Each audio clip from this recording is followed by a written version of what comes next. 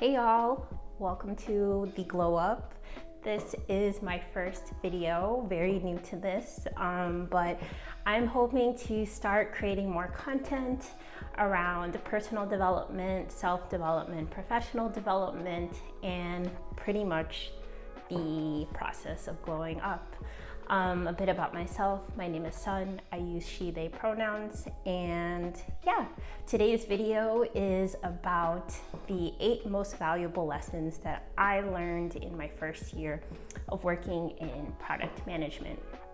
For those of you that don't know what product management is, it's a newish role in the tech field, agile area, and actually, it's been around for quite some time, but I think in the more recent years, it's become really hot and trending as many people have pivoted into the field. I am one of those people, but I would love to share some of the things that I've learned in my first year and a half of working in the field. Credit a lot of the online resources that I found while pivoting into this field to my success and being able to nail multiple job offers, be able to do really well in interviews, do technical challenges, and not just nailing the job and getting the job offers, but also being able to perform well in the role, being able to be a good communicator, talk shop with engineers, and just understand the whole agile and scrum process. Since this year and a half of working in my first product role, I have learned so much that have helped me professionally. I do think that product is my career path, and I found my dream job and dream role, and I pretty much plan to stick to this for quite some time. But I do think a lot of the things that I've learned in product are quite transferable to my everyday life and can be used in multiple communication styles or whatever field you're in if you're trying to level up leadership.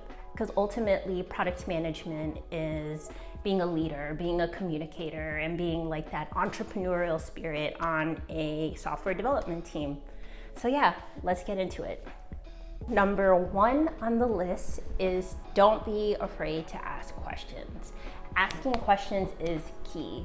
And this is not just within the product role. If you're looking to get a job in tech in general, asking questions is the new having the answers. Looking at what questions you would expect in a Google job interview is that they will give you a very basic prompt. And the key to performing well in this scenario is to ask more and more questions to assess context. By asking more questions, you have more awareness of what the issue is, and by having more context and information allows you to provide a better solution. It allows you to design and think of solutions that apply for multiple edge cases. Something that I made the mistake of doing when I first started this role was being afraid to ask questions.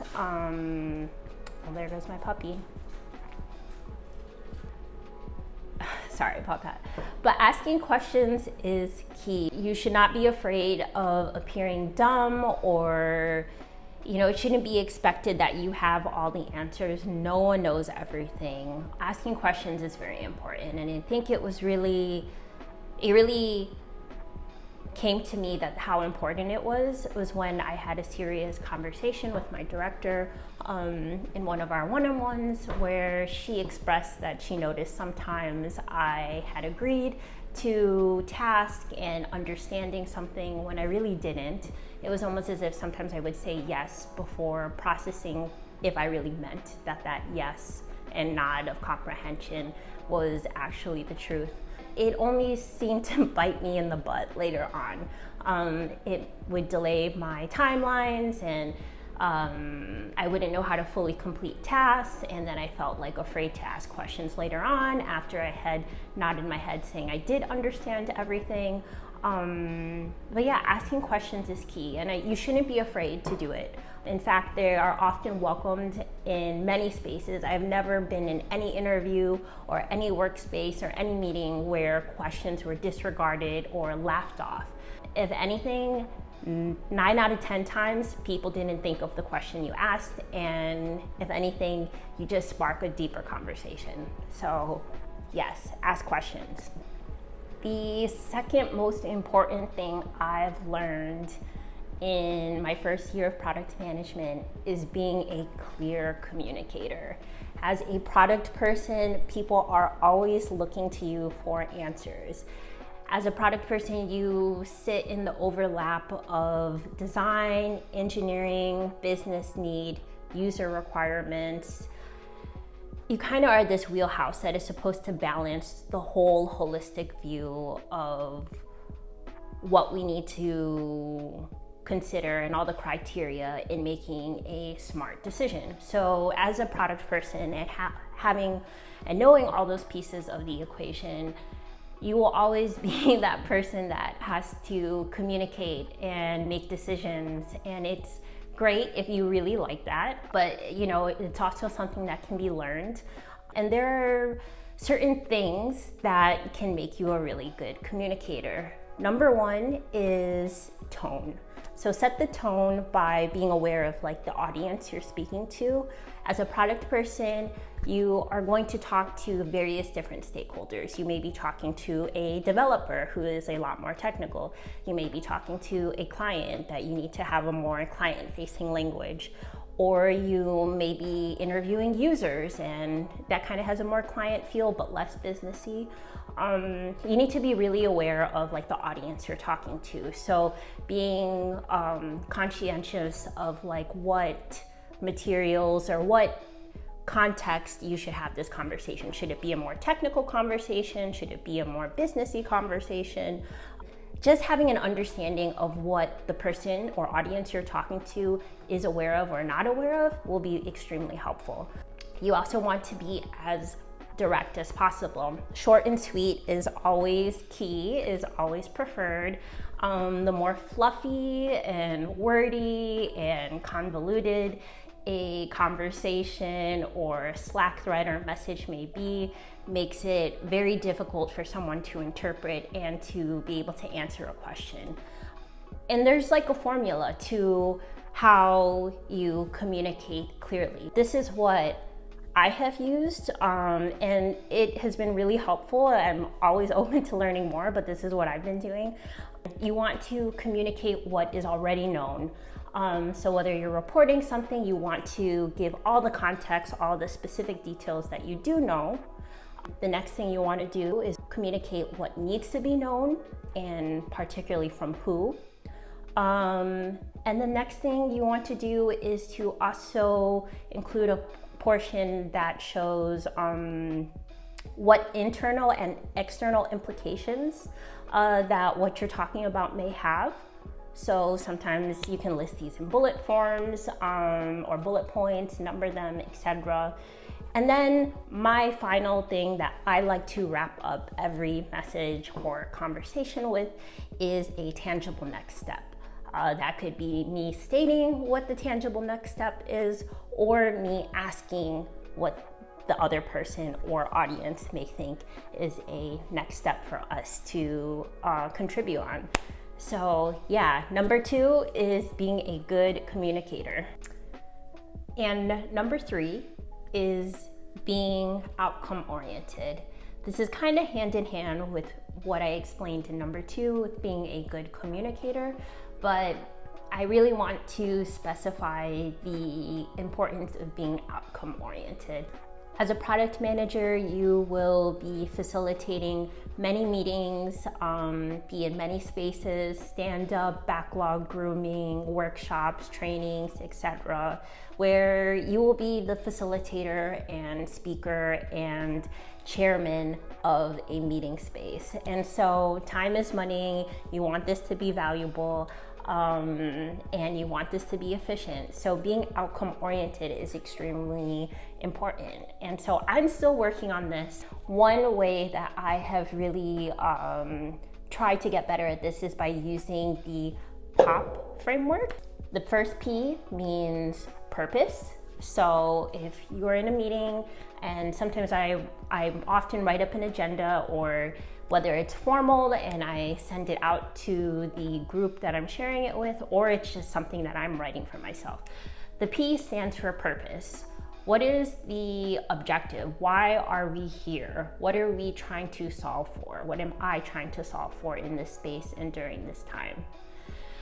O is the outcome. This means what is the ideal outcome that we want to have? What is the tangible item or next step that we want to have accomplished in this time period by the very end? And P is the process. So a process is a step-by-step approach to how to achieve our outcome for our purpose. And I really like this framework. It kind of gives you an outline of how you want something to go and helps you walk into spaces prepared, or at least with an agenda and an idea to create a conversation and start generating outcomes. And so this now brings us to number 4, which is being able to explain your process. You will be asked this from day one. Basically, every product interview I have ever participated in has always given me a scenario and asked me to explain my process. And I realized that this is an incredibly valuable skill. And it could be as broad as describing your process of how you would launch a new feature on Google Maps, or it could be as nitty-gritty as break down the process of this data metrics report you just did last night. Being able to explain your process is really important. And I think this is because tech is such a new and innovative field. We are often and always solving for issues and problems that have never been tackled before. We're trying to be innovative. We're trying to be the first one that has ever done this. And it's really about like the mindset of like how you accomplish something. What was the approach and the rationale behind it? I think being able to explain your process and the why behind what you did is a really important skill to have in product management and tech in general. It's kind of hard to break down a formula of how to do this, but if I can figure out a better way to explain it, I totally will make a video about it. But being able to explain your process is incredibly important. Number 5 on the list is using time wisely.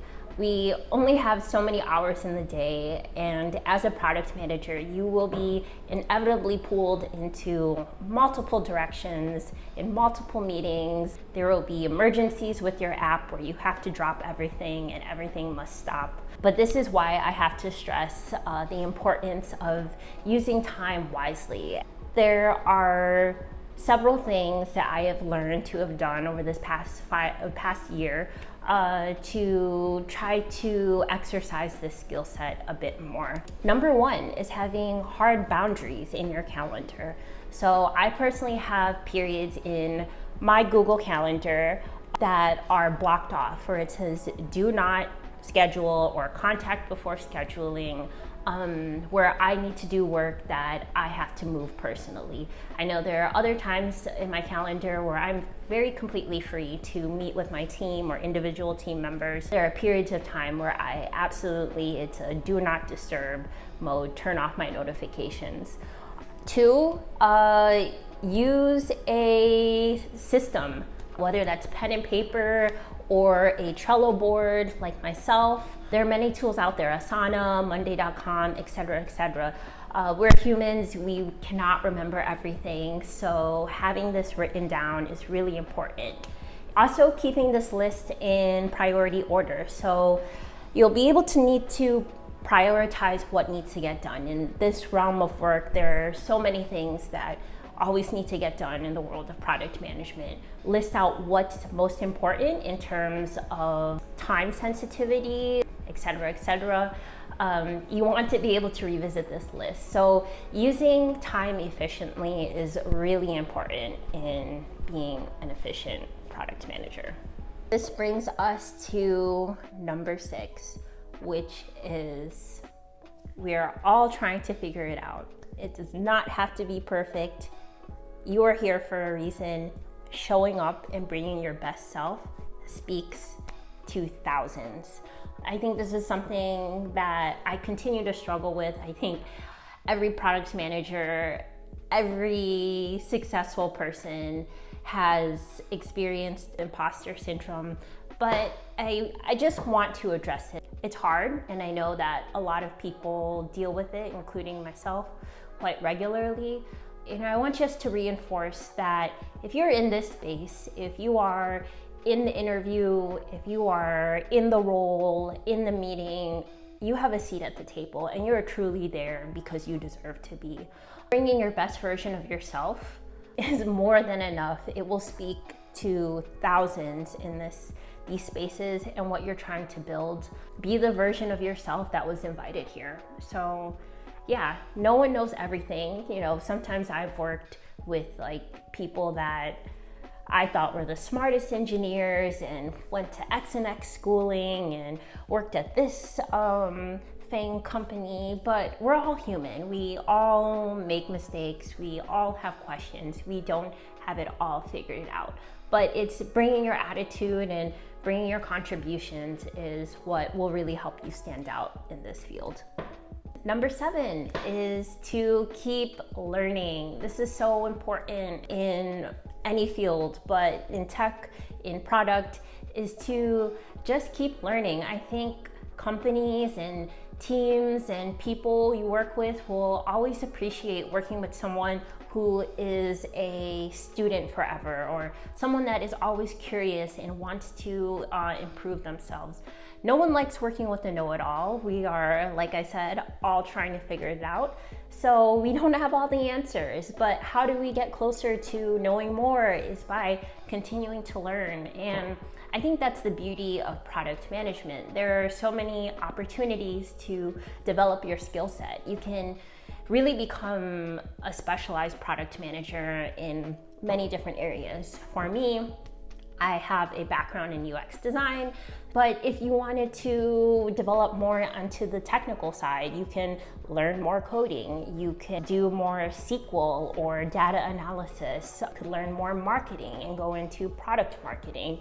There are really so many ways you can continue to develop your skill set. You can focus on hard skills like I just mentioned, or you could focus on more of these soft skills and interpersonal skills. So becoming a better leader, being a better manager, or being a better communicator. There are just so many ways to continue learning, and I think it'll really prove you well in your career if you have this student mindset throughout your entire career.